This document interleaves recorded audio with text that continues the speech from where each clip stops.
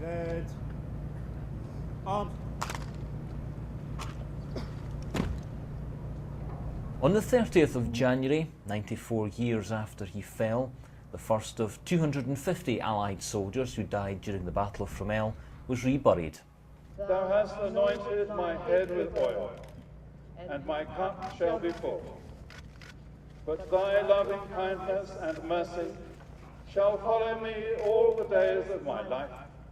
The event at the Commonwealth War Graves Commission's new Fromelles Pheasant Wood cemetery was a solemn one, attended by the people of the village, visitors from overseas and political and military dignitaries, all united in paying tribute to those who died in what was a futile battle which achieved nothing.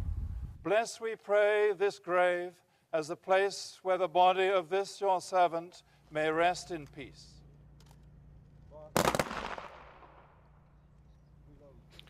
Ladies and gentlemen, in 1916, along with thousands of their fellow pals, 250 brave young British and Australian men set out on what would be their final journey of their lives. Thankfully, today marks the final stage of their journey.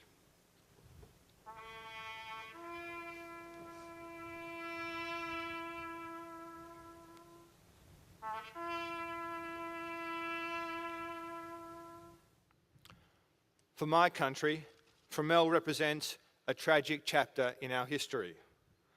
The first battle involving our forces in the horror of what was the Western Front, and the bloodiest 24 hours in our military history, before or since. For the Australian and British soldiers who conducted the reburial, a feeling of a tribute long overdue finally being paid, echoes too of modern day conflicts. Well, clearly there are differences, but as a regiment we've deployed to Afghanistan and Iraq many times recently, so the thoughts of all of those involved in the burial party and the commemoration today were not only with those guys who are laying to rest, but also with the friends and colleagues that have been affected and are still currently deployed. We can't afford to let the memory of, the men who died fighting for the freedom that we as modern people enjoy today. Ladies and gentlemen, the purpose of the whole undertaking here at Fromelles has always been to give these soldiers the dignity and death they were denied for nearly a century, but which, in keeping with the Commission's own founding principles, they so richly deserve. A special day too for those who travelled long distances for this event, like Mark Bemrose from England.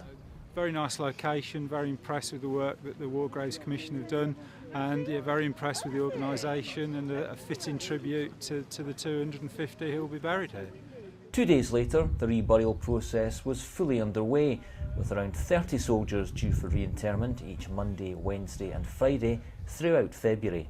Yeah, Saturday was such a huge event when we had the very first burial here in the cemetery, but here we are on the first Monday of February and we're carrying out the 248 burials that are going to take place in this month. We've had 7 burials in the first session this morning, and so we're looking forward to a month when there's going to be a lot of activity here in the site.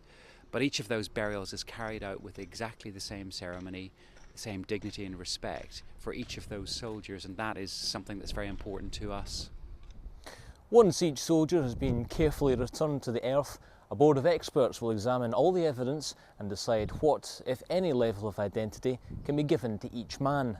Some may be named, others will simply be identified as Australian or British. Many will remain unknown. But all will receive an individual headstone and the dignity in death which has been denied to them for so long.